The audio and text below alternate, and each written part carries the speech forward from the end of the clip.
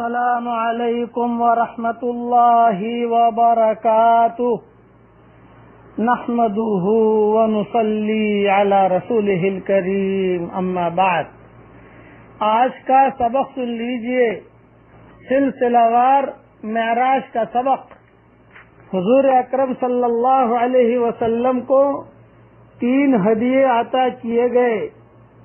آپ صلی اللہ علیہ وسلم جب عرش پر پہنچے، جب اللہ کے سامنے سجدہ کیا تو عرش کو دیکھا، 4 فرشتے عرش کو اٹھائے ہوئے ہیں اور وہ آہستہ آہستہ بہت اچھی زبان میں، بہت اچھے ترنم کے ساتھ تسبیح پڑھتے رہتے ہیں۔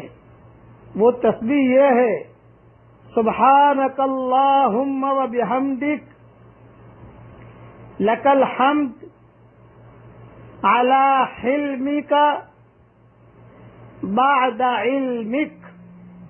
یہ تسبیح کہ ہر وقت جو ہے یہ 24 گھنٹہ یہ تسبیح گنگناتے رہتے ہیں۔ پڑھیے میرے ساتھ: سبحانک اللہم وبحمدک لک الحمد علی حلمک بعد علمک۔ پھر حضور صلی اللہ علیہ وسلم نے دوسری حدیث میں فرمایا کہ اس وقت 4 فرشتے عرش کو اٹھائے ہوئے ہیں، یہ تسبیح پڑھ رہے ہیں۔ عرش کے میدان میں 4 فرشتے اور آ جائیں گے، یعنی 8 فرشتے عرش کو اٹھائے ہوئے ہوں گے۔ تو جو دوسرے 4 فرشتے ہیں وہ یہ تسبیح پڑھیں گے حشر کے میدان میں۔ پڑھیے میرے ساتھ: سبحانک اللہم وبحمدک لک الحمد علی عفوک بعد قدرتک۔ یہ 4 فرشتے حشر کے میدان میں پڑھیں گے۔ حضور صلی اللہ علیہ وسلم نے یہ تسبیح جو 4 فرشتے ابھی پڑھ رہے ہیں عرش کو اٹھائے ہوئے سنی، اور اللہ کے دربار میں سجدہ کیا۔ پھر اللہ جل جلالہ عما نوالہ نے، ابو ہریرہ کی روایت میں یہ ہے، آپ سے آپ کے پروردگار نے کہا: اے پیارے نبی جی، میں نے تجھ کو اپنا خلیل اور حبیب بنایا۔ یہ وہاں بات ہو رہی ہے عرش پر، کرسی پر، جہاں کوئی فرشتہ نہیں ہے، صرف اللہ جل جلالہ عما نوالہ ہے اور حضور صلی اللہ علیہ وسلم ہے۔ راز و نیاز کی باتیں ہو رہی ہیں، اور یہ ابو ہریرہ کی روایت نقل کر رہا ہوں کہ میں نے تجھ کو اپنا خلیل اور حبیب بنایا اور تمام لوگوں کے لیے بشیر اور نذیر بنا کر بھیجا، خوشخبری دینے والا، ڈرانے والا، اور تیرا سینہ کھولا اور تیرا بوجھ اتارا اور تیری آواز کو بلند کیا۔ میری توحید کے ساتھ تیری رسالت اور ابدیت کا بھی ذکر کیا جاتا ہے۔ لا الہ الا اللہ محمد الرسول اللہ۔ اس کا مطلب یہ ہے کہ جہاں میرا نام لیا جائے گا وہاں تیرا نام لیا جائے گا۔ اب سنو ہمارے لیے خوشخبری، ہم جو یہ امت ہے، ہمارے لیے خوشخبری، اور تیری امت کو خیر الامم، بہترین امت، ساری امتوں میں بہترین امت، اور امت متوسطہ اور عادلہ اور معتدلہ بنایا۔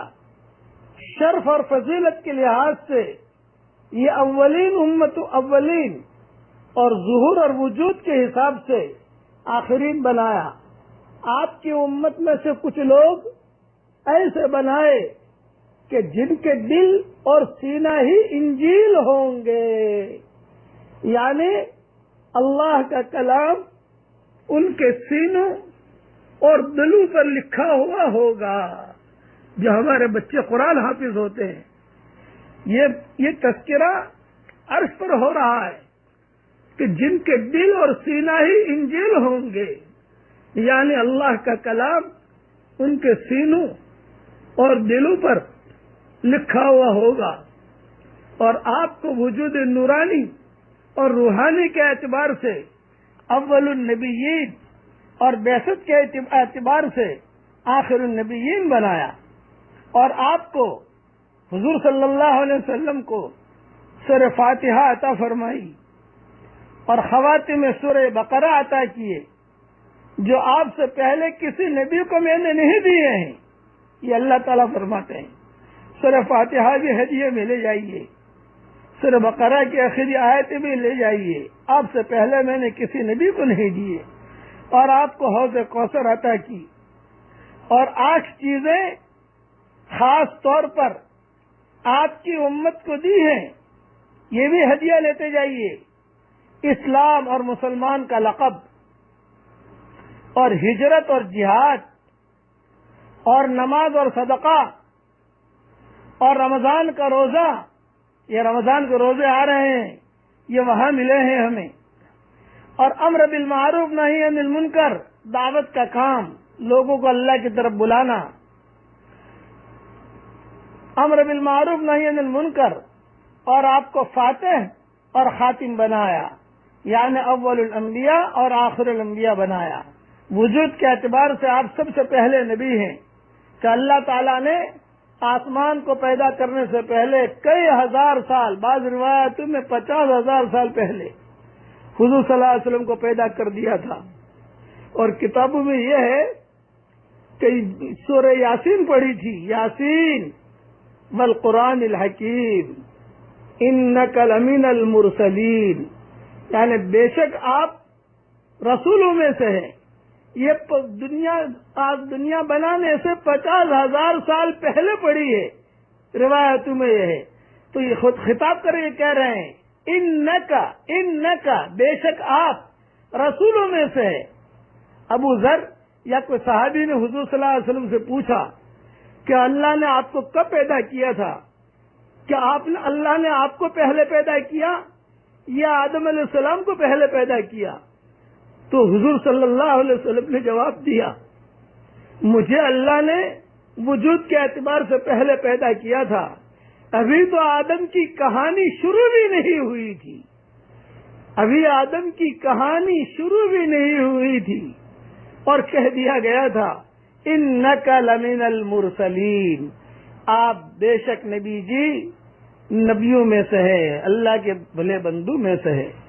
بقیہ تفصیل انشاءاللہ کل عرض کروں گا۔ آج کا سبق یہی جو فرشتوں کی تسبیح ہے، یہی امیجز بن کر انشاءاللہ پہنچ جائے گا آپ کو، اللہ اس کو پڑھتے رہنا۔ اگلا جو سبق جو ہے انشاءاللہ کل بیان کروں گا اگلی تفصیل۔ اللہ تعالی حضرت محمد صلی اللہ علیہ وسلم کے سنتوں پر چلنے کی ہم سب کو توفیق عطا فرمائے، آمین آمین۔ والسلام علیکم ورحمۃ اللہ وبرکاتہ، وآخر دعوانا ان الحمد للہ رب العالمین۔ یہ ساری تفصیل میں نے سیرت المصطفیٰ سے بھی لی ہے، ابن کثیر سے بھی لی ہے، اور دوسری کتابوں۔ یہ معراج کے سفر کا 13واں پارٹ تھا۔ باقی دوسرے کچھ پارٹوں کی لنک میں ڈسکرپشن میں دے دیتا ہوں انشاءاللہ، وہاں سے آپ اندازہ لگا لیجئے گا۔ پہلے پارٹ کی دے دوں گا، پھر آخری پارٹ کی دے دوں گا، 2-3 اور پارٹ کی دے دوں گا، تو وہاں سے آپ سبق نمبر سے اندازہ لگا لینا دوسرے سارے پارٹ کہاں پر ہے۔ ٹھیک ہے، جزاک اللہ خیر۔